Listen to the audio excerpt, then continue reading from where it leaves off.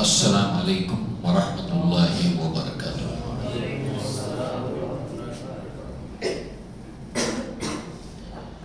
ان الحمد للہ نحمده ونستعینه ونستغفره ونؤمن به ونتوکل علیہ ونعوذ باللہ من شرور انفسنا ومن سیئات اعمالنا من يهده الله فلا مضل له ومن يضلل فلا هادي له واشهد ان لا اله الا الله وحده لا شريك له واشهد ان محمدا عبده ورسوله اما بعد يا ايها الذين امنوا اتقوا الله حق تقاته ولا تموتن الا وانتم مسلمون يا ايها الناس اتقوا ربكم الذي خلقكم من نفس واحدة وخلق منها زوجها وبث منهما رجالا كثيرا ونساء واتقوا الله الذي تساءلون به والارحام ان الله كان عليكم رقيبا يا ايها الذين امنوا اتقوا الله وقولوا قولا سديدا يصلح لكم اعمالكم ويغفر لكم ذنوبكم ومن يطع الله ورسوله فقد فاز فوزا عظيما فان خير الحديث كتاب الله وخير الهدي هدي محمد صلى الله عليه وسلم وشر الامور محدثاتها وكل محدثة بدعة وكل بدعة ضلالة وكل ضلالة في النار وقال الله تبارك وتعالى لقد كان لكم في رسول الله أسوة حسنة لمن كان يرجو الله واليوم الآخر وذكر الله كثيرا رب اشرح لي صدري ويسر لي أمري واحلل عقدة من لساني يفقهوا قولي اللهم أرنا الحق حقا وارزقنا اتباعه وأرنا الباطل باطلا وارزقنا اجتنابه آمين يا رب العالمين اللهم لا سهل إلا ما جعلته سهلا وأنت تجعل الحزن سهلا إذا شئت۔ سلسلہ سیرت النبی صلی اللہ علیہ وسلم کے بیان میں مکہ کی زندگی میں یا نبوی زندگی میں 10ویں سال کے ہاف اور اس کے اواخر کے واقعات کو ہم دیکھ رہے تھے۔ اللہ کے نبی کو جب پناہ ملی تو آپ نے اپنے اس مشن کو، دعوت و تبلیغ کو جاری رکھا۔ حج کے ایام کے اندر جو دور دراز سے پیدل ہو، سواریوں پر ہو، قریب سے ہو، دور سے ہو، آنے والے فرد انڈیویجول اور گروپ کی شکل میں، قبیلوں کی صورت میں آنے والے لوگوں کے پاس جا کر اللہ کے نبی صلی اللہ علیہ وسلم اپنا پیغام پہنچاتے تھے۔ اب اس میں سے ایک دو مثالیں ہم فردن کی سامنے رکھیں گے کہ جن سے اللہ کے نبی نے ملاقات کی، انہیں اسلام کی دعوت پیش کی، کیا ہوا، مگر وہ صرف ایک سیمپل ہوں گے۔ اسی طرح اللہ کے نبی نے کئی فردن افراد کو جا کر کئیوں کو دعوت دی۔ حج کے ایام میں لوگ عمرہ کے لیے آتے تھے اس وقت۔ تو اس دور میں اللہ کے نبی صلی اللہ علیہ وسلم کی دعوت کے اندر 10ویں سال میں طائف کا واقعہ ہونے کے بعد قریش کے اندر سے بڑی تعداد جو ہر گھر میں سے جو اسلام لانے تھے لا چکے ہیں، اور یہ بس یہ ہے کہ ہجرت اب وقت کے ساتھ قریب آنے والی ہے، تو چونکہ اللہ کی تدبیر کا بھی ایک حصہ ہے، تو اس اعتبار سے اللہ کے نبی صلی اللہ علیہ وسلم کی دعوت کے اندر، ابتدا کے اندر اللہ کے نبی نے اپنے قریبی لوگوں کو دعوت دی، اپنے رشتہ داروں کو، دوستوں کو، وانذر عشیرتک الاقربین، پھر مکہ شہر کے لوگوں کو، پھر مکہ کے اطراف کے علاقوں کے اندر طائف تک گیا۔ تو ایسے ہی اللہ کے نبی صلی اللہ علیہ وسلم کی دعوت و تبلیغ کے اندر جو حالات پیدا ہو رہے تھے، اللہ کے نبی کس طرح پیش کر رہے تھے، لوگ کس طرح ریئیکٹ کر رہے تھے، تو کچھ فردن واقعات آج انشاءاللہ ہم دیکھیں گے.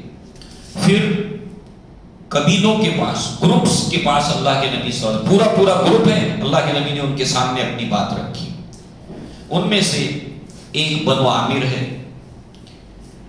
محارب بن حفصہ ہے، فزارہ ہے، غسان ہے، مرہ ہے، بنو سلیم ہے، بنو نصر ہے، ایسے بہت سے. اللہ کے نبی نے ان کے سامنے باتیں رکھی، اپنا پیغام رکھا. پھر افراد کے سامنے بھی. ان میں سے سب سے پہلی ایک ہم مثال لیتے ہیں ایک شخصیت کی جن کا نام ہے سوید بن صامت. یہ بہت ہی سیرت کی کتابوں میں اہم واقعہ ہے. اللہ کے نبی نے ان سے ملاقات کی اور ان کا تعلق یثرب، اللہ کے نبی نے ہجرت جب تک نہیں کی ہے، اس کا نام مدینہ نہیں پڑا، پہلے اس کا نام ہے یثرب. قرآن میں اس نام سے بھی یہ نام بھی آیا ہے یثرب. لہذا حدیثوں میں بھی آیا، قرآن میں بھی آیا. تو جب اللہ کے نبی نے ہجرت کی تو پھر اس شہر کا نام مدینۃ النبی ہو گیا، نبی کا شہر. اور پھر ہوتے ہوتے ہوتے آج ہم مدینہ کہتے ہیں اس کو. تو یثرب یعنی مدینہ ہی سے قبیلے اوس سے ان کا تعلق تھا. دو غیر یہودی قبیلے اوس اور خزرج، تو بنو اوس سے آپ کا تعلق تھا. بہت اچھے خطیب. ان کو جو خطاب ملا تھا، اور اچھے شاعر، ان کو جو خطاب ملا تھا وہ کامل کا. اور اہل عرب جب کسی کو خطاب دیتے تھے تو ایسے ہی نہیں دیتے تھے جیسے ہر دور کے اندر لوگوں کو ایوارڈز، آج ایوارڈز کا دور ہے، ایوارڈز دیے جاتے ہیں، ان کو ایک اپادھی ملتی ہے. مگر ہم دیکھتے ہیں کہ ہمارے یہاں پر ایوارڈز لینے دینے کا جو معاملہ ہوتا ہے وہ کس طریقے سے ہوتا ہے. مگر اہل عرب میں یہ بات نہیں تھی. اگر کسی کو وہ کوئی اپادھی، کوئی خطاب دیتے تھے تو واقعتاً اس کے اندر وہ باتیں ہوتی تھی. تو کامل کا خطاب آپ کو آپ کی قوم کی طرف سے ملا تھا، یعنی کمپلیٹ مین، ایک مکمل انسان، کامل. یہ پرسنالٹی ہے. پھر بہت میچورڈ شخصیت تھی، پختہ ذہن، میچورٹی زبردست. شعر کہتے تھے، حسب و نسب کے اعتبار سے بھی اپنا ایک مقام رکھتے تھے مدینہ کے اندر. حج کے لیے مکہ آئے تھے تو اللہ کے نبی صلی اللہ علیہ وسلم سے ان کی ملاقات ہوئی. اللہ کے نبی نے ان کے سامنے دعوت رکھی. تو اللہ کے نبی سے یہ کہتے ہیں، اللہ کے نبی کی بات رکھنے سے پہلے، کہ میرے پاس بھی کچھ ہے آپ کو سنانے کے لیے، آپ کے جیسا آپ کے پاس ہے کلام سنانے کے لیے، میرے پاس بھی ہے. اللہ کے نبی صلی اللہ علیہ وسلم نے فرمایا کہ کیا ہے تمہارے پاس جو کلام ہے. تو انہوں نے کہا کہ صحیفہ لقمان کا صحیفہ. چونکہ قرآن مجید میں ایک سورت اسی نام سے ہے، سورہ لقمان. اللہ تعالیٰ نے ان کو وزڈم دیا تھا، حکمت دی تھی. قرآن میں اللہ نے کہا وَلَقَدْ آتَيْنَا لُقْمَانَ الْحِكْمَةَ أَنِ اشْكُرْ لِلَّهِ. وائس پرسن، وزڈم اللہ نے ان کو دیا تھا. اب آپ دیکھیے یہ پرسنالٹی سوید بن ثابت کی، کہ ہر انسان کی دلچسپیاں مختلف ہوتی ہیں، انٹرسٹ الگ الگ ہوتے ہیں. اب ان کی دلچسپی کس میں ہے؟ ایک حکیم انسان میں، اور وہ خود بھی ایک سمجھدار انسان ہے. انسان اپنی پسند کے مطابق دوست بناتا ہے، پسند کے مطابق چیزیں تلاش کرتا ہے. ان کی پسند، ان کا چوائس دیکھیے آپ. حکیم لقمان کے صحیفے ساتھ میں رکھے تو اس کو پیش کیا. اللہ کے نبی صلی اللہ علیہ وسلم نے فرمایا کہ ان ھذا الکلام اللہ کے نبی نے فرمایا ارتھا، مجھ پر پیش کرو اس کو. یعنی صرف سنانا ہی نہیں چاہیے. اللہ کے نبی کا اسوہ یہ ہے کہ لوگوں کی بات سننی بھی چاہیے.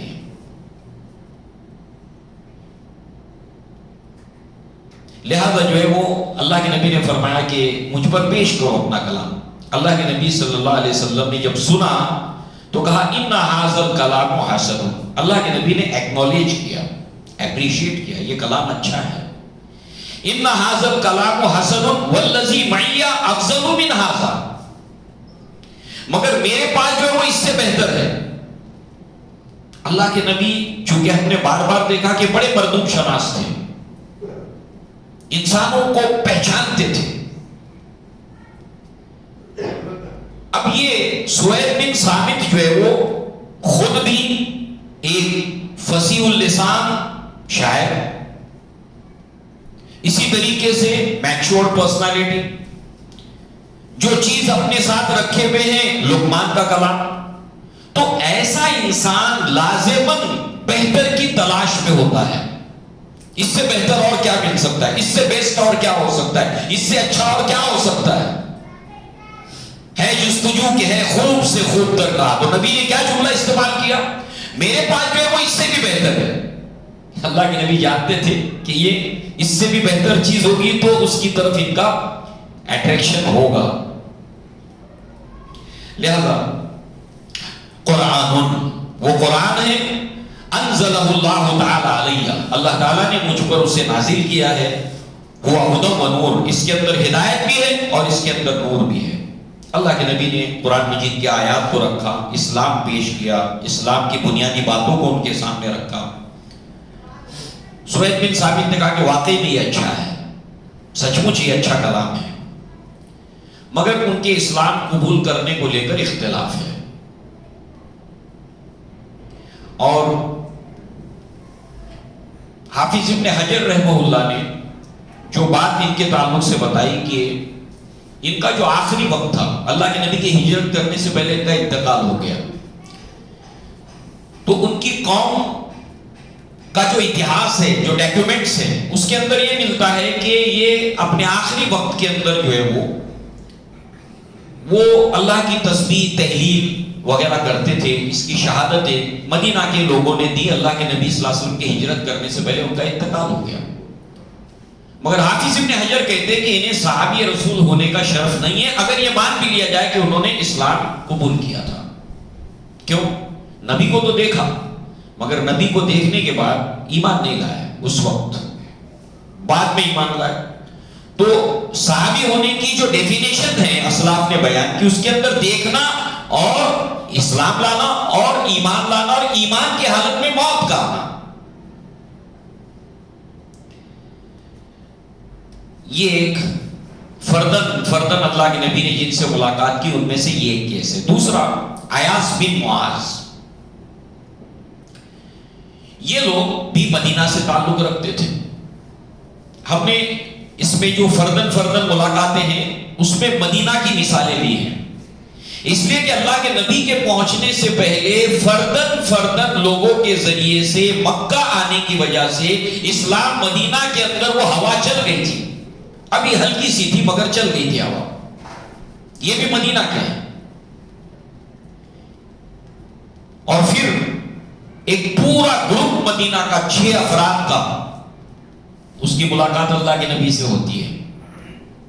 کیا کہا تھا اللہ کے نبی نے زید بن حارثہ سے کہ زید تم جو آج حالات دیکھ رہے ہو طائف سے لوٹنے کے بعد وادی نخلا میں، تم جو کچھ بھی آج حالات دیکھ رہے ہو، دیکھنا اللہ تبارک و تعالی یہاں سے ایک فرج، یعنی چھوٹی سی کھڑکی کھلے گی. فرج چھوٹے سے سوراخ کو کہتے ہیں، چھوٹی سی کھڑکی کھلے گی، اور پھر مخرج ایک بڑا ایکسٹ اس میں سے نکلے گا. اللہ ایسا کرے گا. صادق المصدوق جو بھی بات کہتے تھے الحمدللہ وہ حق ہوتی تھی. دیکھیے کیسی چھوٹی چھوٹی کھڑکیاں کھل رہی ہیں. لہذا اب یہ جو ہے عیاص بن معاذ، یہ ابو الجسر، اس کی قیادت کے اندر ایک گروپ مکہ آیا تھا.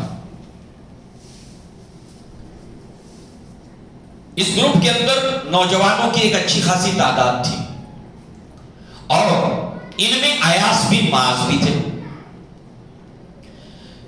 یہ اس لیے آئے تھے مکہ کہ یہ لوگ خزرج اپنی ہی قوم، اوس اور خزرج اپنی ہی قوم خزرج کے خلاف جو ہے وہ ایک باہمی تعاون، میوچل کوآپریشن، ایک دوسرے کا ساتھ دینا، تو ان کا ساتھ لینے کے لیے آئے تھے کہ مکہ کے اندر سے کچھ قبیلوں کا ہم ساتھ لیں گے خزرج کے خلاف. اب ان کا ہی اپنا قبیلہ تھا. یہ پرپس تھا ان کے مکہ آنے کا. مکہ آتے تھے لوگ کئی پرپس سے، تجارت کے لیے آتے تھے تو ساتھ میں عمرہ بھی کر لیا، حج کے لیے آتے تھے، اس طرح کے معاہدات کے لیے بھی آتے تھے. لہذا اللہ کے نبی صلی اللہ علیہ وسلم ان کے پاس بیٹھ گئے، اس گروپ کے پاس بیٹھ گئے اللہ کے نبی صلی اللہ علیہ وسلم. اللہ کو نبی کو معلوم ہوا کہ یہ لوگ کیوں آئے ہیں. اللہ کے نبی نے کہا هل لکم من فی خیر بما جئتم لہ، تم جس پرپس کے لیے مکہ آئے ہو میرے پاس اس سے بھی ایک بہتر چیز ہے، اس سے بھی ایک اچھی چیز ہے تمہارے لیے. تو کہا کہ وہ کیا چیز ہے؟ تو اللہ کے نبی نے فرمایا کہ انا رسول اللہ، میں اللہ کا رسول ہوں.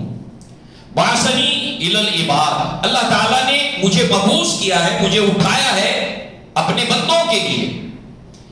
ادعوہم الی ان یعبدوا اللہ ولا یشرکوا بہ شیئا، کہ میں اللہ تعالیٰ کا پیغام ان تک پہنچاؤں کہ وہ خالص اللہ تعالیٰ کی عبادت کریں اور اس کے ساتھ کسی کو شریک نہ کریں. وانزل علی الکتاب، اور اللہ تعالیٰ نے میرے اوپر کتاب نازل کی ہے. پھر اسلام کی بنیادی باتیں ان کے سامنے رکھی، قرآن مجید کی آیات کی تلاوت ان کے سامنے کی. والذی بعث فی الامیین رسولا منہم یتلو علیہم آیاتہ، اللہ تعالیٰ کے کلام کی آیات ان کے سامنے پیش کی. اس کا ایک پوزیٹیو رسپانس جو ہے وہ ایاز بن معاذ نے دیا، جو اس گروپ کے اندر تھے، نوجوان تھے. انہوں نے اپنی ان گروپ کو، اپنی قوم کو خطاب کر کے کہا کہ اے میری قوم، واللہ اللہ کی قسم جس مقصد کے لیے تم آئے ہو واقعی میں یہ چیز اس سے بہتر ہے. Positive response. لہذا جس کی قیادت میں آئے تھے ابو الجسد، اس نے کہا کہ مٹی اٹھائی، وہاں سے مٹی اٹھائی اور ایاز بن معاذ کے چہرے کے اوپر ماری. اللہ کے نبی بیٹھ رہے، دیکھ رہے ہیں سب، اور کہا کہ چھوڑو، میری عمر کی قسم ہم اس کے سوا کسی اور مقصد کے لیے یہاں پر آئے ہیں. اللہ کے نبی نے دیکھا ماحول تو وہاں سے اٹھ کھڑے ہوئے اللہ کے نبی صلی اللہ علیہ وسلم، لقد کان لکم فی رسول اللہ اسوۃ حسنہ. اس میں اللہ کے نبی کی ایک بلند ترین اخلاق کا ایک نمونہ آپ کو ملتا ہے. وہ کیا ہے؟ آپ ایک پرپوزل لے کر بیٹھے ہو، آپ اپنی ایک بات لے کر بیٹھے ہو لوگوں میں، کسی کو پسند آ گئی، نتیجے میں ان کے درمیان ٹکراؤ پیدا ہو رہا ہے. اللہ کے نبی مزید وہاں موجود رہیں، ٹکراؤ کی صورتحال بڑھ سکتی ہے. جن کو سمجھ آ گئی ہے اللہ تعالیٰ ہدایت دے گا، توفیق دے گا. اللہ کے نبی اٹھ کھڑے ہوئے، اللہ کے نبی چل دیے. بہرحال اس طرح سے اب ان کے تعلق سے یہ معلوم ہوتا ہے، پھر وہی ڈاکیومنٹس مدینہ کے، اس کے اندر معلوم ہوتا ہے کہ یہ جو شخصیت ہے ایاز بن معاذ، یہ اپنے آخری وقت میں اللہ تعالیٰ کی تحلیل، تسبیح، تکبیر فوت ہونے تک حتیٰ کہ کرتے رہتے تھے، اور ان کا کہنا ہے کہ مسلمان ہو گئے تھے. یہ ریزلٹس ہیں، پوزیٹیو رسپانس ہے. تو معلوم ہوا دعوت و تبلیغ کے اس مرحلے کے اندر ایسا بھی ہوتا ہے کہ اس کا نتیجہ پوزیٹیو رسپانس تو ہوتا ہے مگر ایکشن سامنے والا کچھ نہیں لیتا ہے. اس سے مایوس ہونے کی ضرورت نہیں ہے، اس سے بددل ہونے کی ضرورت نہیں. اسی طریقے سے قیس بن خطیب، یہ بھی ایک مشہور شاعر تھے، قوم کے سردار تھے. اللہ کے نبی نے بات پیش کی، سننے کے بعد کہتے ہیں کہ واقعتاً میں ایک بہت ہی عجیب کلام سن رہا ہوں، یعنی پرکشش، جو دل کو اپنی طرف کھینچنے والا کلام میں سن رہا ہوں، مگر میں اس معاملے میں غور کروں گا اور اگلے سال آپ سے آ کر ملوں گا۔ اس وقت ایمان لانے یا اسلام لانے کی کوئی بات نہیں کہی، اگلے سال۔ پھر ایک قبیلہ ہمدان، جابر بن عبداللہ رضی اللہ عنہ کہتے ہیں کہ اللہ کے نبی نے ان کے سامنے، جو قبیلے کے سامنے بات رکھی وہ یہ، حل من رجل یحملونی الی قومہ فإن قریشا قد منعونی ان ابلغ کلام ربی، کہ کیا آپ لوگوں میں کوئی ایسا آدمی ہے جو مجھے اپنی قوم کی طرف لے جائے، مکہ سے نکال کر مجھے اپنی قوم کی طرف لے جائے۔ اب آپ دیکھیے، اللہ کے نبی کی دعوت میں پہلے سال میں یہ بات نہیں تھی کہ مجھے لے جائے، دوسرے سال میں نہیں، تیسرے سال میں نہیں، چوتھے سال میں نہیں، یہ 10واں سال آتے آتے جب آپ کے قتل کے منصوبے ہو رہے ہیں، قبیلہ ساتھ چھوڑ چکا ہے، ہر گھر سے جس کو اسلام لانا تھا لا چکا ہے، اللہ کے نبی طائف بھی گئے، اس وقت آپ کی دعوت کے اندر یہ ملتا ہے کہ کون ہے جو مجھے اپنے ساتھ میں لے جائے اپنی قوم کی طرف، کہ بے شک قریش جو ہے وہ مجھے اللہ کا پیغام پہنچانے نہیں دے رہے، میرے راستے میں روڑے ڈال رہے، میرے راستے میں رکاوٹیں ڈال رہے ہیں،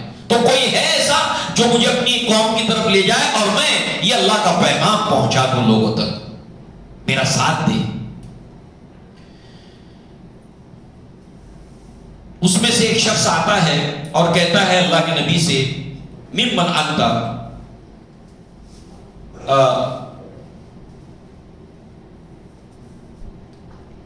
اس نے بتایا کہ میں فلاں ہمدان قوم سے ہوں۔ اللہ کے نبی نے فرمایا فہل عندک قومی کا مناتی، کیا تمہاری قوم کے پاس میرا دفاع کرنے کی صلاحیت ہے، میرا ڈیفنس کر سکیں گے؟ اس لیے کہ اگر اللہ کے نبی یہاں سے جاتے بھی ہیں، کوئی قوم آپ کا ساتھ بھی دیتی ہے، تو قریش کے لوگ خاموش تو نہیں بیٹھنے تھے۔ یہ آپ دیکھیں گے اللہ کے نبی ہجرت کر کے مدینہ جانے کے بعد یہ چین سے نہیں بیٹھے، ان کی خرافات جاری تھی، مدینہ کے اندر بھی آپ کو چین لینے نہیں دیا ان لوگوں نے، کیا کیا خرافات کی تھی وہ سب ہم اس وقت دیکھیں گے۔ تو کیا تمہاری قوم کے اندر دفاع کرنے کی صلاحیت ہے؟ تو لہذا جو ہے وہ اس نے کہا کہ ہاں، تو اس کا کہنا پھر یہی تھا کہ میں اپنی قوم کے پاس جاؤں گا، میں تو ڈیسیزن نہیں لے سکتا، اپنی قوم کے پاس جاؤں گا اور آپ کی بات رکھوں گا، اور اس طریقے سے جو ہے وہ اگلے سال میں آپ کے پاس آ کر آپ سے ملوں گا۔ اس طرح کے کئی ایک واقعات ہیں کہ پازیٹیو رسپانس کے باوجود بھی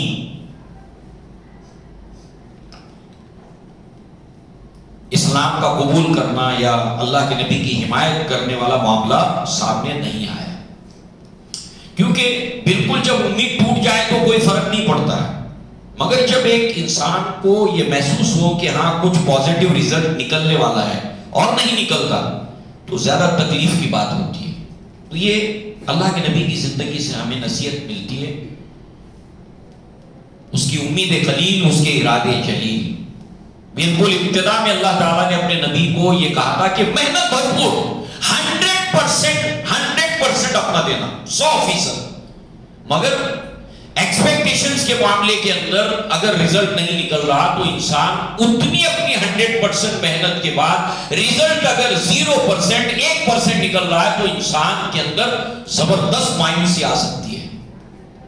تو شروع سے انسان اپنے مائنڈ کو سیٹ کر کے اگر چلے، اللہ تعالیٰ نے اپنے نبی کو ابتدا میں بتایا، یا ایھا المدثر قم فانذر وربک فکبر وثیابک فطہر والرجز فاہجر ولا تمنن تستکثر، زیادہ کی تمنا نہ کریں، محنت بھرپور، محنت بہت، زیادہ کی تمنا نہ کریں۔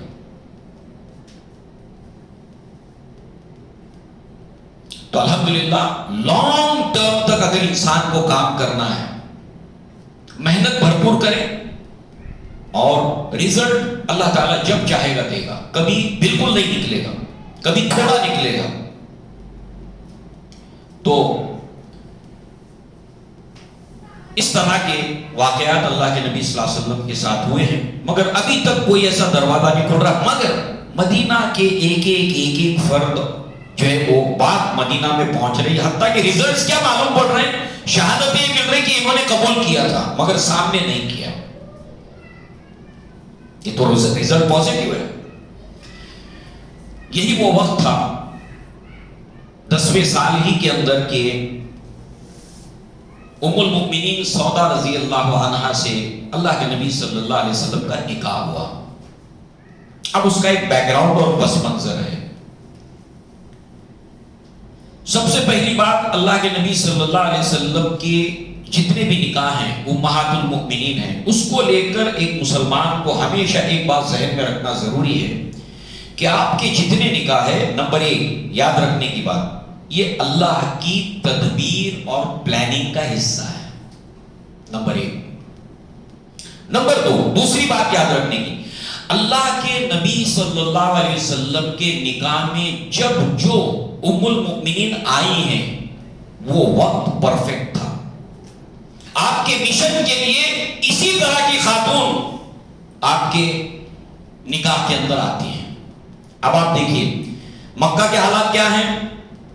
آپ مطیب ابن عدی، اس نے آپ کو پناہ دی ہوئی ہے، خود آپ کے قبیلے نے بھی نہیں دی ہوئی ہے، آپ کا قبیلہ دینے کے حالت میں نہیں ہے، آپ نے غیر قبیلے سے پناہ دی ہوئی ہے مطیب ابن عدی کی۔ کئی لوگوں سے کہا مگر انکار کر دیا، یہ تیار ہو گیا، یہ تیار ہوا۔ اب اس کے بعد جو ہے وہ آپ دیکھیے کہ آپ کے خلاف سازشوں کے اندر آپ کے قتل کی سازشیں بھی ہو رہی ہیں۔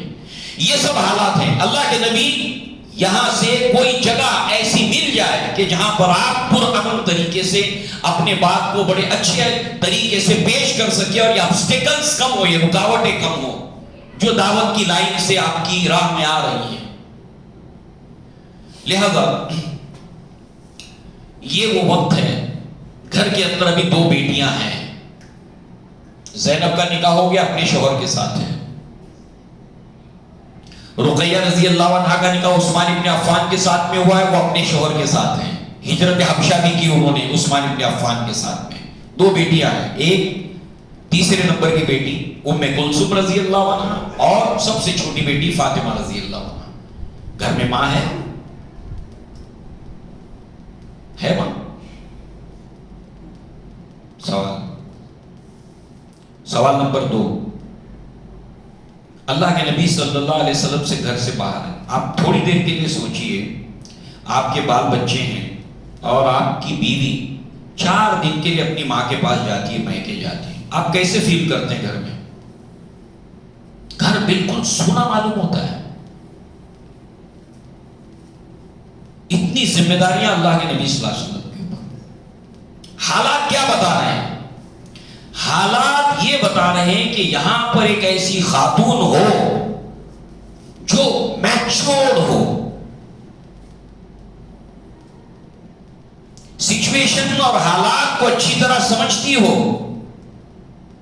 اللہ کے نبی صلی اللہ علیہ وسلم جن حالات سے گزر رہے ہو اس کی شناسائی ہو، اس کی سمجھ ہو، اور اس کے مطابق اللہ کے نبی کے ساتھ موافقت کرے، معاونت کرے۔ تو اللہ کے نبی کی زندگی میں تمام مسلمانوں کی ماں ام المؤمنین سودا رضی اللہ عنہا آپ کی زندگی میں نکاح کے ذریعے سے آتی ہے۔ اب جو ہے وہ اس کا ایک بیک گراؤنڈ ہے، بہت دلچسپ، ویری انٹرسٹنگ۔ اللہ کے نبی کا ایک نکاح جو ہے وہ غور کرنے سے متعلق ہے، اس میں اللہ کی تدبیر ڈھونڈنے سے متعلق ہے۔ آپ کے نکاح کو لے کر جس کو ہم کہتے ہیں کہ بریک دا آئس برگ، ایک جمود ہے اس کو توڑنا، اللہ کے نبی کسی کے پاس جا کر نہیں کہہ رہے ہیں، ریکوائرمنٹ ہے وہاں پر۔ ایک انسان کو ضرورت ہے، خاص کر کے ہمارے سماج میں آپ دیکھیے، ہمارے سماج میں آپ دیکھیے، شادی کا صرف ایک ہی مقصد نہیں ہوتا، کبھی نہیں ہوتا، شادی کا صرف ایک مقصد کبھی نہیں ہوتا۔ شادی اپنے اندر کئی اغراض اور مقاصد رکھتی ہے۔ اب ایک انسان ہمارے ہندوستان کے سماج میں مسلمانوں کے اندر 60 سال کی عمر میں نکاح کرنا چاہتا ہے، کہے گا کسی کے سامنے؟ سوسائٹی اس کا مذاق بنا دے گی۔ میں نے اپنی آنکھوں سے دیکھا ہے، 60 کے قریب آس پاس اس شخص کی عمر ہے، مسجد میں نکاح ہو رہا تھا اور نوجوان بچے اس کو دیکھ کر ہنس رہے تھے۔ اسلام نے منع کیا، قرآن نے منع کیا، نبی نے منع کیا۔ شادی کا ایک ہی مطلب ہوتا ہے، جس کو دھیان میں رکھ کر تم سوچنے لگے، ہنسنے لگے۔ دوسری مثال ایک ڈاکٹر کی، 60 پلس، ایک بیٹا، بیٹی کی شادی ہو گئی، ایک بیٹا ہے اور بہو ہے گھر میں۔ وہ کہتا ہے کہ نکاح کیوں کرنا چاہتا ہے، وہ بتاتا ہے۔ تھوڑا وائبریشن بھی ان کے ہاتھ میں تھا۔ وہ کہتا تھا کہ میں ابھی عمر ہو گئی ہے میری، مجھے ڈر لگتا ہے، بہو ہے میری، کوئی میرا کلوز نہیں ہے، کبھی ایسے حالات مجھ پر نہ آئے کہ میرا سطر کھلے، میری بہو دیکھے کیا سوچ رہا دیکھے۔ مجھے اگر یہی سب کرنا ہے تو میرے پاس پیسے بہت ہیں، میں کر سکتا ہوں، مگر میں چاہتا ہوں کسی کو نکاح میں لے کر وہ میری جائیداد میں وارث بھی تو بنے گی اور بڑھاپے میں میرا خیال رکھ سکے۔ کیا میں اپنی بہو کو حق سے کہہ سکتا ہوں جب چاہوں لاؤ چائے دو، یہ کرو وہ کرو، کہہ سکتا ہوں؟ دیکھیے کیا کیا بڑھاپے کی ریکوائرمنٹس ہوتی ہیں، اسلام نے تو نہیں منع کیا۔ ہم کہاں جا رہے ہیں؟ آپ دیکھیے ہماری سوسائٹی کہاں جا رہی ہے، اسلام کی تعلیمات کیا ہے، اور کم سے کم اللہ سے ہمیں ڈرنا چاہیے کہ اس طرح کی چیزوں کو ہمیں ہنسی اور مذاق کا عنوان نہیں بنانا چاہیے، اس کے خلاف ایک لفظ نہیں نکالنا چاہیے۔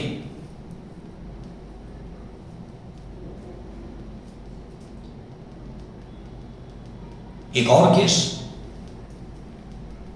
بیوی کی بہت خدمت کی اس بندے نے، انتقال کر گئی۔ اس شخص کے سامنے جب بات رکھی جاتی ہے کہ آپ نکاح کر لو، اس کا جو بیٹا ہے اس کو کنونس کیا کہ بھائی تم کو سمجھداری سے اپنے والد کا نکاح کرا دینا چاہیے۔ اس بچے کو کوئی اعتراض نہیں، بچہ دیندار تھا۔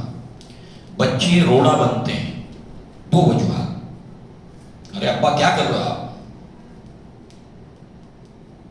سب مذاق اڑائیں گے ہمارا، یہ بہت بڑا نیگیٹو اندر سے ایک طاقت ہے جو روک دیتی ہے، بچے مخالف ہو جاتے ہیں۔ نمبر 2، ہمارے والد کی زندگی میں کوئی آ جائے، نتیجے کے اندر جائیداد اور پراپرٹی کا ایک حصہ ہمارے اس میں سے چلے جائے گا، اس لیے زبردست مخالفت ینگ جنریشن کرتی ہے۔ قرآن کو ماننے والی، اسلام کو ماننے والی، پورا فوکس صرف اور صرف دنیا اور اپنا بنایا ہوا جھوٹا عزت کا معیار ہے بس۔ اور اس کے لیے اسلام نے جو دائرہ رکھا ہے آزادی کا، اس کو ہم نے اپنے اس جھوٹی عزت کے لیے اور دولت کے لیے اس کو تار تار کر دیا اور کلمہ شہادت ادا کر رہے ہیں۔ صحابہ کرام ہمارے لیے بہت بہترین نمونہ ہے۔ اب یہاں پر ایک صحابیہ ہیں خولہ بنت حکیم، یہ اللہ کے نبی سے آ کر کہتی ہے یا رسول اللہ صلی اللہ علیہ وسلم الا تزوجوا، اے اللہ کے نبی آپ نکاح کیوں نہیں کرتے، آپ شادی کیوں نہیں کرتے؟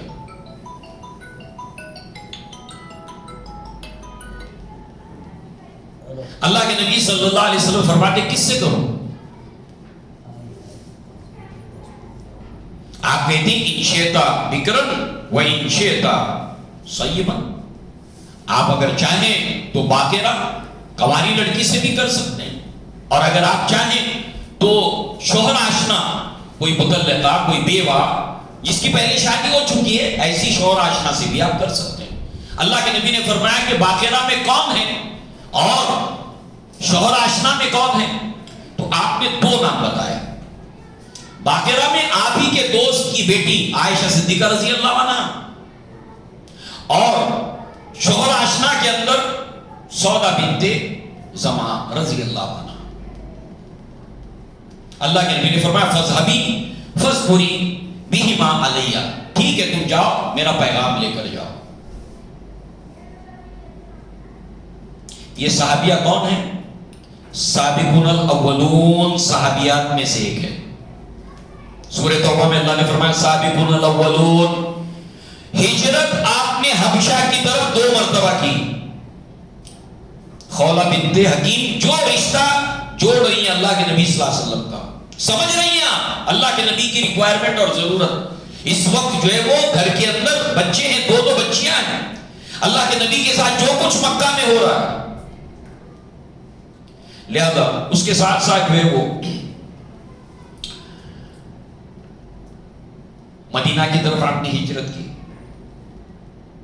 یہ جن لوگوں کا پس منظر میں جو شخصیتیں آ رہی ہیں ان کے بارے میں ہمیں جاننا ضروری ہے، اس نکاح کو لے کر جو سودا رضی اللہ عنہا سے ہوا ہے، اور اس میں سے ہمیں اپنے سماج کے لیے اپنے لیے سیکھنا ہے، کیونکہ اللہ تعالیٰ نے ان کے تعلق سے فرمایا والذین اتبعوہم بإحسان، اور جو ان سابقون الاولون مہاجرین اور انصار کی اتباع کرے گا احسن درجے کے اندر، اے گریڈ کے اوپر عمل کرے گا، اس لیے کہ عمل کرنے کا ایک گریڈ ہوتا ہے اے، ایک ہوتا ہے بی، ایک ہوتا ہے سی۔ احسن درجے کے اندر عمل کرے گا رضی اللہ عنہم ورضوان، ان کے لیے اللہ کی رضا بھی ہے، مغفرت بھی ہے اور جنت بھی ہے۔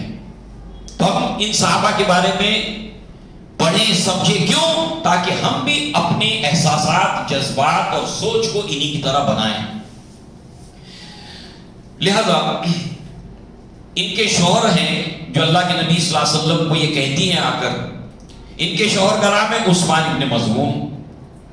اللہ اکبر، یہ بھی زبردست صحابی، یہ بھی سابقون الاولون میں سے، حبشہ کی طرف انہوں نے بھی ہجرت کی ہے، لہذا جو ہے وہ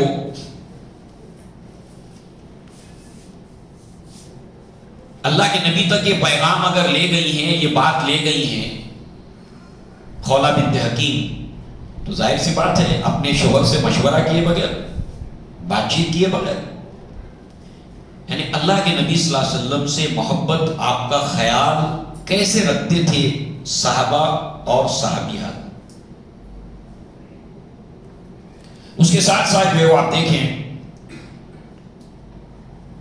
سودا رضی اللہ عنہا کے شوہر کا انتقال ہو گیا ہے، سکران، یہ بھی سابقون الاولون، یہ بھی مہاجر حبشہ، مگر مدینہ ہجرت کرنے سے پہلے ان کا انتقال ہو گیا، اور اب سودا رضی اللہ عنہا بیوہ تھی۔ اب ادھر کا بیک گراؤنڈ دیکھیے، یہ اللہ کے نبی صلی اللہ علیہ وسلم ادھر کا بیک گراؤنڈ دیکھیے سودا رضی اللہ عنہا کا، اور ان کے ایک والد تھے بوڑھے والد، یہ اپنے سے حج نہیں کر سکتے تھے، اس کے ارکان یعنی آپ سمجھ سکتے ہیں کہ چل پھر نہیں سکتے، سارے ارکان پورے نہیں، اتنے کمزور، اور ایک بھائی ہے عبد بن زمعہ، یہ اسلام کے مخالفت میں ہے، سودا رضی اللہ عنہا کے بھائی اسلام کے مخالفت میں، جب وہ اس وقت موجود نہیں تھے جب سودا رضی اللہ عنہا کے والد نے نکاح کر کے دیا، جب ان کو پتہ چلا تو انہوں نے مٹی اٹھا کے اپنے سر پہ ڈالی، یہ کیا ہو گیا؟ اسلام کے مخالف تھے، اللہ کے نبی صلی اللہ علیہ وسلم اللہ کے رسول تھے، مگر بعد میں یہ اسلام لائے اور کہتے ہیں کہ یہ جو میری حرکت ہے یہ میری نادانی اور ناسمجھی والی حرکت ہے جس کے بارے میں مجھے ہمیشہ پشیمانی رہے گی، مگر اس وقت انہوں نے اس کا اس طریقے سے ایجوکیشن کیا۔ اب یہ بیوہ ہو گئی ہے اور جہاں رہ رہی ہے بھائی مخالفت میں اور والد چل پھر بھی نہیں سکتے، حج نہیں کر سکتے، یہ سچویشن ہے۔ اب امکان اس بات کا ہے کہ اب شوہر کے انتقال کے بعد وہ تو مسلمان تھے، مہاجر تھے، سابقون الاولون تھے، دونوں مل کر ثابت قدمی سے رہ رہے تھے، اب اکیلی ہو گئی ہے۔ امکان تھا کہ قبیلے کے لوگ، عبد شمس بہت پاورفل قبیلہ تھا، اس کے سردار انہیں مجبور کرتے، ان کے بھائی کو پرووک کرتے کہ انہیں اسلام سے پھیر دیں۔ یہ سچویشن ان کی ہے۔ تو ان کو سودا رضی اللہ عنہا کو خولہ بنت حکیم جانتی تھی۔ کیوں؟ کیونکہ جب ہجرت کی تھی تو خولہ بنت حکیم نے اپنے شوہر عثمان ابن مظعون کے ساتھ حبشہ کی طرف ہجرت کی، اور سودا رضی اللہ عنہا نے اپنے شوہر کے ساتھ سکران کے ساتھ ہجرت کی۔ 80 کے قریب لوگ شروعات میں تو سب ایک دوسرے کو جانتے تھے، اور یہاں پر آنے کا ان کے شوہر کا انتقال ہو گیا۔ یہ بیک گراؤنڈ دیکھیے، جانتی تھی سودا کس حالت میں ہے، کیا ہے، کہیں ان کو پھیرنے پر مجبور نہ کرے، کم سے کم ظلم تو کرے گی، اس کا امکان ہے۔ لہذا جو ہے وہ اس پر اب عثمان ابن مظعون کون ہے اس کو بھی دھیان میں رکھیے، جو خولہ بنت حکیم کے شوہر ہیں۔ یہ بھی مہاجر حبشہ کی طرف ہجرت کرنے والے بدری صحابی ہیں، سابقون الاولون میں سے۔ ان کی کنیت تھی ابو صائب، چھوٹا لڑکا تھا اسی سے ان کی کنیت تھی ابو صائب۔ انہوں نے اپنی، اچھا ان کا من بڑا کومل تھا، یعنی بہت ہی نرم دل کے انسان تھے۔ یعنی ان کی سیرت کو جب ہم پڑھتے ہیں زندگی کو تو ایک چیز نکھر کے سامنے آتی ہے، بہت ہی نرم دل انسان۔ دیکھیے ان کے سٹیٹمنٹس کو سامنے رکھ کر کہ انہوں نے دور جاہلیت میں بھی کبھی شراب نہیں پی، کبھی شراب نہیں پی، عثمان ابن مظعون نے۔ اور اس کی وجہ یہ بتاتے ہیں میں ایسی کسی چیز کو نہیں استعمال کروں گا، نہیں پیوں گا، یعنی نشہ، کسی بھی طرح کا نشہ، کوئی بھی طرح کا نشہ میں ہرگز نہیں کرتا، ہرگز نہیں کروں گا، کہ جس کی وجہ سے کوئی بھی ایسا نشہ میں نہیں کروں گا جس کی وجہ سے میری عقل جاتی رہے۔ نشہ تو انسان کی عقل کو ضائع کر دیتا ہے۔ اور جو حقیر لوگ ہیں، یہ جن کی کوئی حیثیت اور اوقات نہیں ہے، جو حقیر لوگ ہیں، وہ میرا مذاق اڑائیں۔ ارے اپنے آپ کو تو دیکھو، آپ کہاں ہو؟ اگر آپ نشہ کرو گے تو ہر ایرا غیرہ وہ آپ کو مذاق بنائے گا۔ اور میں یہ سیلف ریسپیکٹ مجھے یہ پسند نہیں ہے۔ نمبر 2، دوسری چیز یہ ہے کہ نشے کی حالت میں مجھے اب میں اپنی بیٹی کے ساتھ، اپنی بیوی کے ساتھ، اپنی گھر کی عورتوں کے ساتھ نشہ کرنے کی وجہ سے ان کے ساتھ بدتمیزی کی طرف مائل ہو جاؤں۔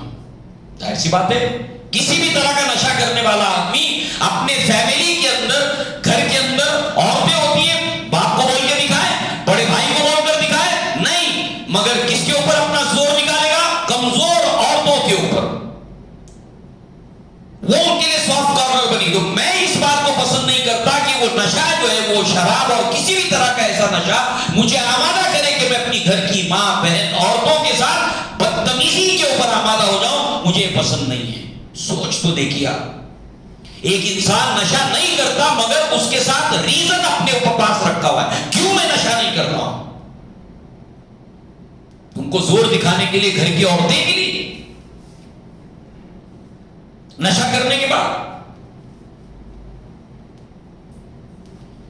سودا رضی اللہ عنہ، شوہر کا انتقال ہو گیا، سکران اور عثمان ابن مظعون اور خولہ بنت حکیم، 4 یہ کیریکٹر سے نبی صلی اللہ علیہ وسلم کے نکاح کے اندر بیک گراؤنڈ کے اندر آتے ہیں۔ یہ کیسے لوگ ہیں ان کو بھی دیکھنا ضروری ہے، جنہوں نے انیشیٹ کیا، آگے بڑھے۔ لہذا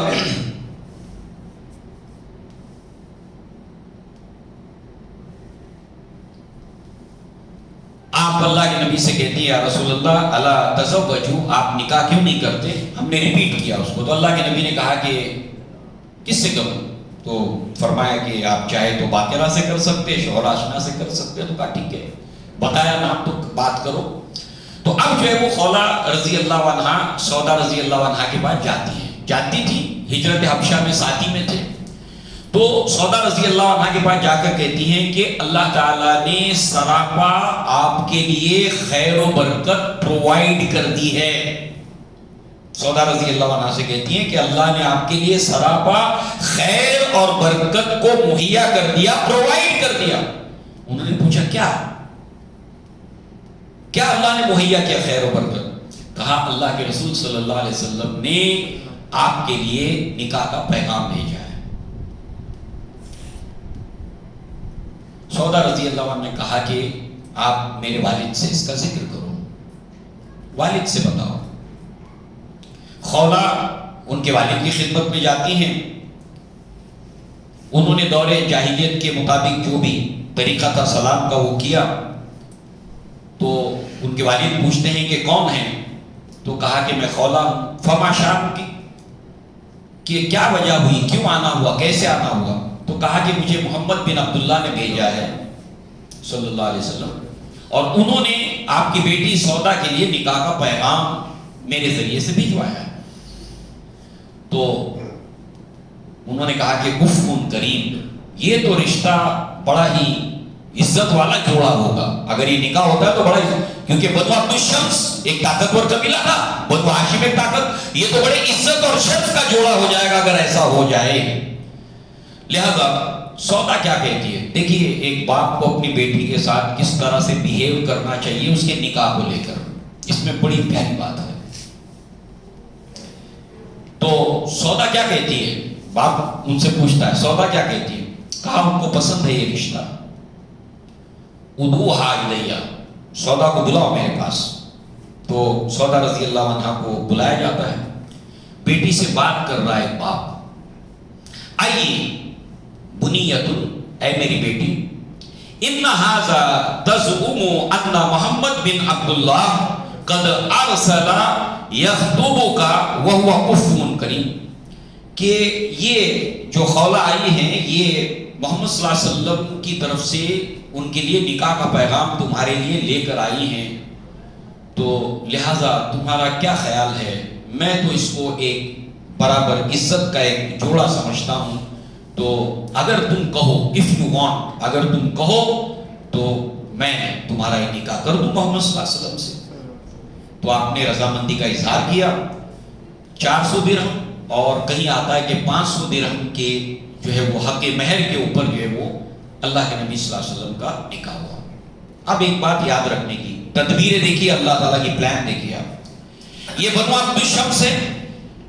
ایک مثال کو آپ یاد رکھیے کہ کوئی مکہ کے باہر کا بھی آدمی ہوتا اور اگر ان قریش میں سے کسی قبیلے کے اندر نکاح کرتا تو پھر جو حج کے ایام میں فیسیلیٹیز سن آف سوائلز کو تھی، مکہ کے رہنے والے قریش کو تھی، اسپیشل ان کا معاملہ تھا دوسرے حاجیوں سے جو باہر سے آتے ہیں. دوسروں کے لیے نہیں تھا، ان کے لیے تھا. مگر کوئی اگر آؤٹ سائڈر مکہ کے اندر کسی خاندان کے اندر قریش کے نکاح کرتا ہے تو وہ ساری فیسیلیٹیز اس کو بھی مل جاتی تھی. اب اللہ کے نبی تو بنو عبد الشمس کے داماد بن گئے. وہ صرف ایک گھر کے داماد نہیں ہے، بنو عبد الشمس کے داماد بن گئے، اور وہ ایک طاقتور قبیلہ تھا. ہر مکہ کے حالات کیا ہیں؟ اللہ کی تدبیر کو دیکھیے، اللہ کے پلانز کو دیکھیے. اللہ اکبر. ہر چیز کے اوپر جب فوکس کریں تو اللہ کی تدبیر کو سامنے رکھ کر فوکس کریں. اللہ کے نبی کی عمر کتنی ہے؟ 50 سال. اس وقت نبی کی عمر کتنی ہے؟ 50 سال. سودا رضی اللہ عنہ کی عمر 55 سال، 55 ایئرس. سوچیے.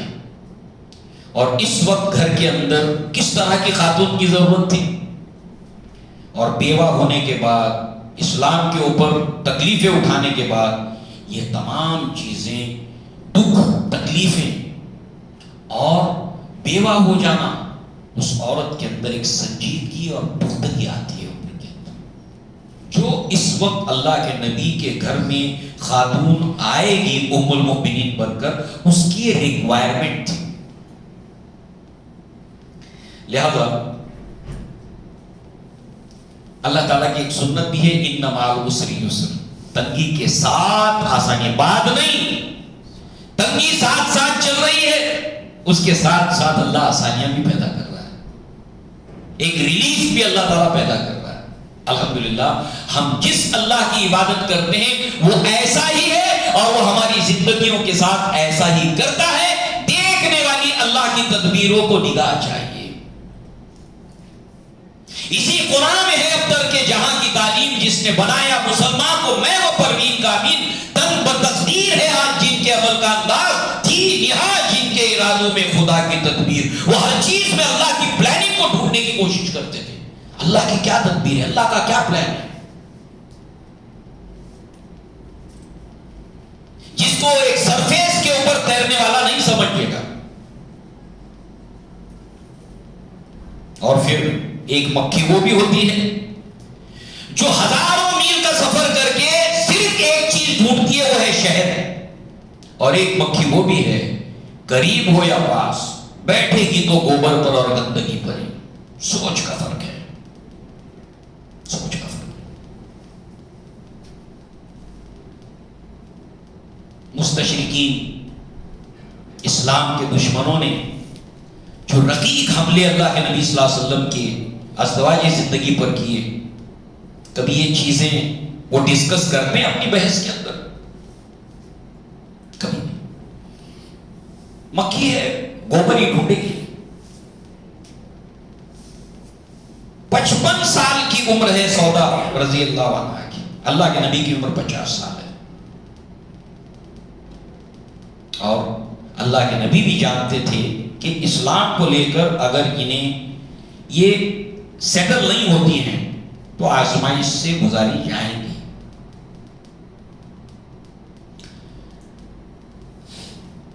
لہذا آپ نے اپنے رول کو تو بخوبی ادا کیا ہی, مگر یہ وہ صحابیاں ہیں, مسلمانوں کی ماں ہیں جو اللہ کے نبی کو ہنساتی تھی.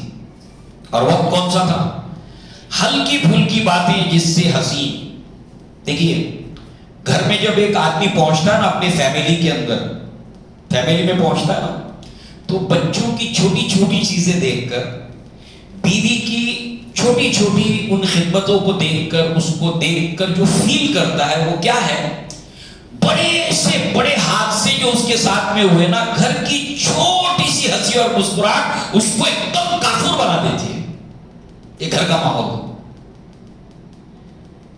اور سودا رضی اللہ عنہ اللہ کے نبی صلی اللہ علیہ وسلم کو ہنساتی تھی. عائشہ صدیقہ رضی اللہ عنہ اللہ کے نبی کی بیویوں میں سب سے زیادہ جس کو پسند کرتی تھی سودا رضی اللہ عنہ, سب سے زیادہ پسند کرتی تھی. اور مذاق بھی کیسا, آپ دیکھیے ایک مرتبہ اللہ کے نبی سودا رضی اللہ عنہ اور عائشہ کے درمیان بیٹھے, اور اس وقت حریرہ ایک حلوہ بنتا ہے وہ بنا ہوا تھا. تو اللہ عائشہ صدیقہ نے سودا رضی اللہ عنہ سے کہا کہ تم بھی کھاؤ. تو سودا نے کہا میں نہیں کھاؤں گی. اللہ کے نبی موجود تھے. دوبارہ کہا کہ کھاؤ, کہا نہیں کھاؤں گی. تیسری بار کہا کھاؤ ورنہ تمہارے منہ پہ مل دوں گی. انہوں نے جب منع کیا تو عائشہ صدیقہ نے وہ حلوہ اٹھایا اور سودا رضی اللہ عنہ کے چہرے کے اوپر. ہم کیا سمجھتے ہیں اللہ کے نبی صلی اللہ علیہ وسلم کی زندگی گھریلو خشک تھی, اتنی زبردست پرمسرت ماحول ہوتا تھا گھر کا کہ آپ کو کیا بتایا. اللہ کے نبی یہ دیکھ کے اللہ کے نبی مسکرا رہے. اس کے بعد اللہ کے نبی نے فرمایا سودا تم اپنا انتقام دو. تو سودا نے بھی لیا وہ حلوہ اور عائشہ صدیقہ کے منہ کے اوپر مل دیا.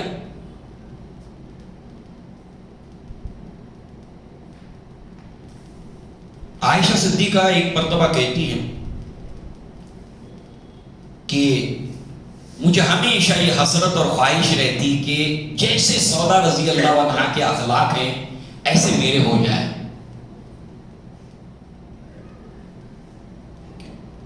اللہ کے نبی صلی اللہ علیہ وسلم کو آپ کہتی ہیں اللہ کے نبی رات میں آپ نماز میں کھڑے ہوئے تو آپ کے ایک طرف میں بھی پیچھے نماز میں کھڑی ہو گئی. آپ نے رکوع کیا, لمبا رکوع ہوا, تو اس ڈر سے کہ میری نکیر نہ پھوٹ جائے میں نے اپنے دونوں انگلیوں سے اپنی ناک کو دبا لیا. تو اللہ کے نبی صلی اللہ علیہ وسلم مسکرا دیے. یعنی اللہ کے نبی صلی اللہ علیہ وسلم کی وہ جو باہر کی تکلیف ہے, جس طرح ایک میچور عورت سمجھ سکتی ہے, اللہ کے نبی صلی اللہ علیہ وسلم کی زندگی میں بالکل پرفیکٹ ٹائم کے اوپر وہ ام المؤمنین آپ کی زندگی میں داخل ہوئی ہے. لہذا اس کے ساتھ ساتھ جو ہے وہ دجال سے آپ بہت ڈرتی تھی. تقویٰ، خوف، آزمائشوں سے ڈرنا. اسی طریقے سے اللہ کے نبی صلی اللہ علیہ وسلم سے آپ کو بہت دلی رغبت تھی. آپ کی خوشی کو ہمیشہ مقدم رکھتی تھی. ایک مرتبہ اللہ کے نبی سے کہتی ہیں لَكِنِّي أُحِبُّ أَنْ أُبْعَثَ فِي نِسَائِكَ وَإِنِّي قَدْ جَعَلْتُ يَوْمٍ لِعَائِشَةَ وَإِنِّي قَدْ جَعَلْتُ يَوْمِ لِعَائِشَةَ. یہ پوری روایت کا حصہ ہے جس میں آپ نے اللہ کے نبی صلی اللہ علیہ وسلم سے کہا کہ اللہ کے رسول صلی اللہ علیہ وسلم میں اس دنیا سے اس حال میں جانا چاہتی ہوں کہ آپ کی بیوی کی حیثیت سے. اور آپ نے اپنے آخری وقت کے اندر اللہ کے نبی صلی اللہ علیہ وسلم کا بڑا خیال رکھنے والی آپ نے اپنی باری کو عائشہ صدیقہ رضی اللہ عنہا کو دے دیا تھا. اور عثمان ابن مظعون رضی اللہ عنہ اور خولہ بنت حکیم ان کو بڑی قدر کی نگاہ سے دیکھتی تھی. اس کے واقعات موجود ہیں. یعنی ایک احسان مندی کے تحت عثمان ابن مظعون کو اور خولہ بنت حکیم کو کہ ان کی وجہ سے انہیں ام المؤمنین اور اللہ کے نبی صلی اللہ علیہ وسلم کی بیوی بننے کا شرف حاصل ہوا اور پوری امت کی ماں بننے کا شرف حاصل ہوا. 73 سال کی عمر کے اندر عمر بن الخطاب کے دور خلافت میں آپ کا انتقال ہوا ہے اور آپ کی نماز جنازہ عمر بن الخطاب رضی اللہ عنہ نے پڑھائی. اللہ تعالیٰ سے دعا ہے کہ اللہ تعالیٰ ہمیں ان صحابہ کرام کے راستے پر چلنے کی توفیق عطا فرمائے. اللہ تعالیٰ ہمیں محمد رسول اللہ صلی اللہ علیہ وسلم کے بتائے ہوئے راستے پر چلنے کی توفیق عطا فرمائے. اقول قولی ھذا واستغفر اللہ لی ولکم ولسائر المسلمین والمسلمات وآخر دعوانا ان الحمد للہ رب العالمین. السلام علیکم ورحمۃ اللہ وبرکاتہ.